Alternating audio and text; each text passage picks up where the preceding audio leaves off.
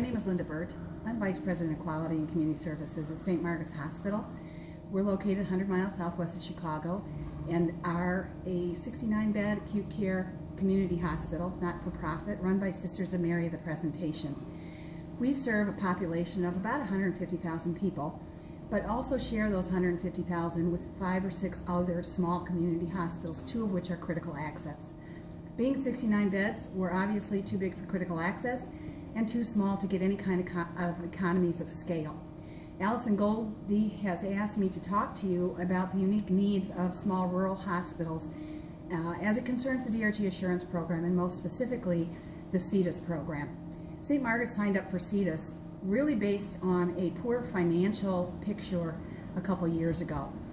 We, over the years, have had a number of coding consultants to come in and look at our case mix because we knew that our patients were sicker than what the data reflected.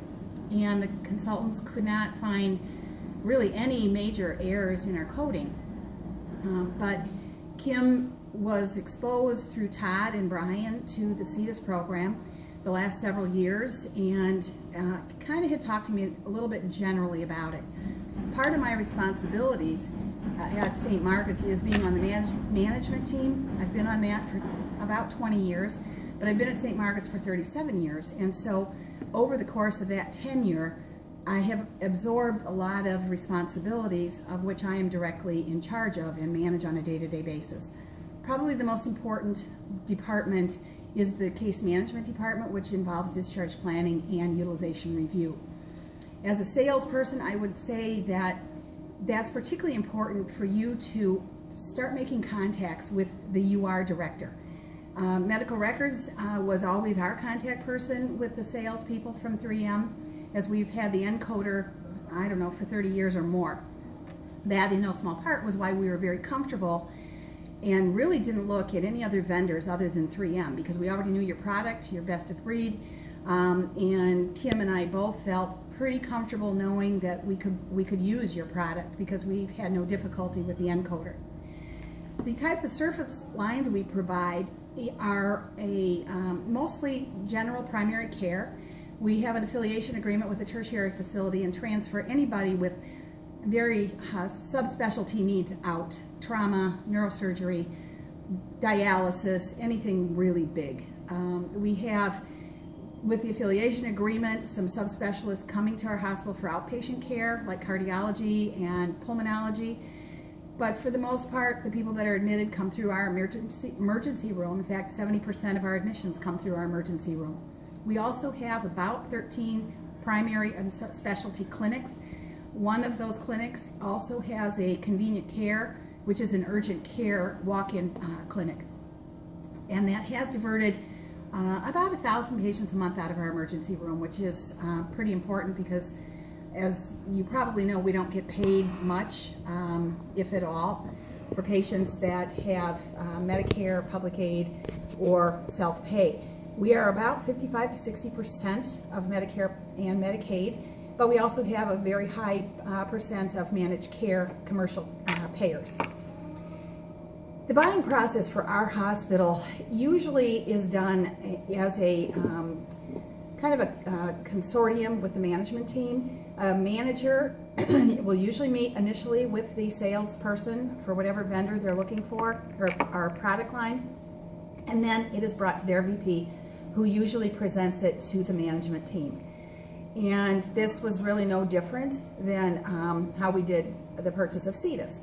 The difference with CETAS is that this is a return on investment between $600,000 and $900,000. And my job was to get the CFO, Kim, and our president in front of Brian and Todd.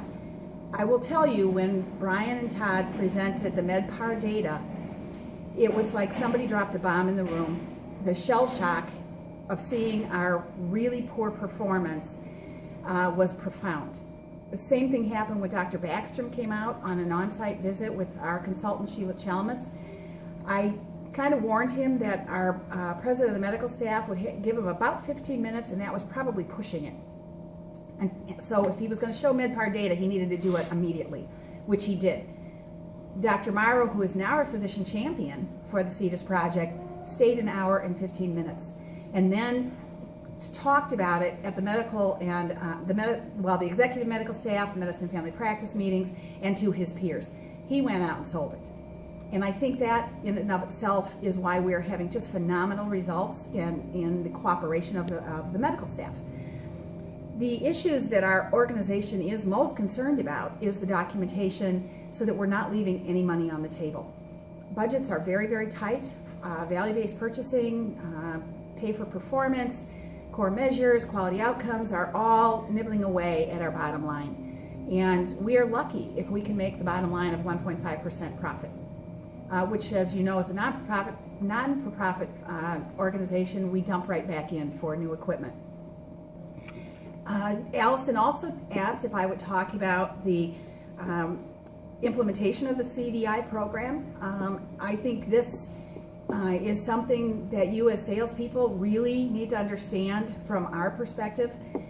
We chose, and thank God it was the right decision, we lobbied pretty hard with Brian, and he really, really came through for us on a number of levels. Kim Happ, the medical records director, and I are very hands-on, and when we run a project, we are in the project, we own it. And so we were able to bring Kim and I, but also our CETA specialist, to Atlanta for a 2-week back-to-back training. I cannot speak highly enough about Simone Graves-Handy, who was our instructor. She had all of our data. She tailor-made that training over the 2 weeks to meet our needs. We didn't spend a lot of time on cardiology services. We didn't spend a lot of time, we spent very little time on things we don't do. And so we know where to go to get it in the book, but she really focused on the things that are going to make a huge impact at St. Margaret's: respiratory failure, sepsis, kidney failure, things that we see day after day after day. We live in an area that is a very high elderly population, and with a 55 to 60% Medicare population, those are our issues. And so I can't speak highly enough about the quality of education that we got down there.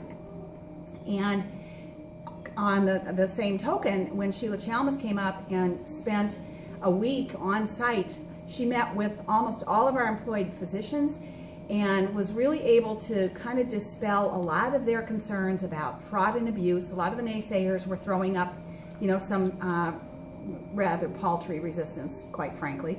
But nonetheless, you got to show them. And the one thing I know for sure is doctors understand data. You know, they get it. So when they saw that their patients on paper being reported to the government, their data, were less sick, but we were killing them twice as much as the state average, I mean, again, you know, you could have heard a pin drop in that room. And all of a sudden, they're like, oh my God, we look terrible. Houston, we have a problem. And so I think that's why we have such great cooperation right now from them. The thing that I would tell you is we went 2 weeks back to back. I think that's key because we didn't lose ground. The first 3 days was brutal. And Pam and Kim and I went back to the hotel. You know, we did homework every night, didn't leave the hotel. I mean, it was intense. I didn't study that hard, I don't think, in undergraduate school. But anyway, we got it. And by Thursday and Friday, we were feeling comfortable. I do believe that if we had come back home for a break for a week, which was the other proposal, we would have lost ground and had to start all over again. So I would highly recommend that, you know, people that sign on for this program send their team on site to Atlanta. That's another biggie for me. If we had stayed home, I would have been distracted. I would have been interrupted. I have 30 different plates spinning in the air on any given day, and I would have been called away to do my other jobs. And so in Atlanta, we were left alone. We were focused and intent, and I think that's why we were successful. Physician education is key, as I said. I can't wait until we have our CETA software up and running. We're having some glitches there. We did not have HL7, and I'm not a computer guru, so I don't know much about it, but I do believe that because we don't have HL7, we're having a little difficulty talking to the 3M software. So that part of the program's not going quite as smooth as the training and everything else we've gone to up to this point. But we're working through it, and I'm pretty confident that, you know, working with 3M, we're going to get it. But what I'm doing right now is the CETUS specialist and also our coders are saving examples for me.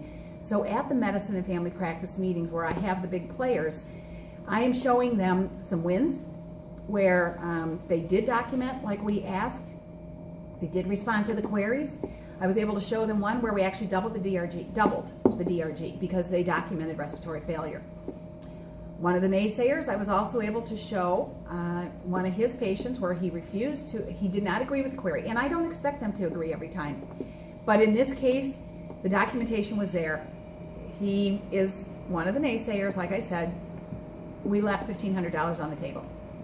And so I did it all anonymously, but you know, we're small, they know their patients. He knew I was talking to him. The other thing I showed them was an excellent example of an H&P done by one of our poorest physicians in terms of documentation. We're constantly bugging him to get his charts done. It might be 30 days, 40 days after patient goes home. They won't respond to queries usually, or they didn't in the past, because they function in the here and now. They are thinking about that patient in 211 window. They are not thinking about the patient that was discharged 30 days ago. And so we are really, really working very hard to get them to do it in real time.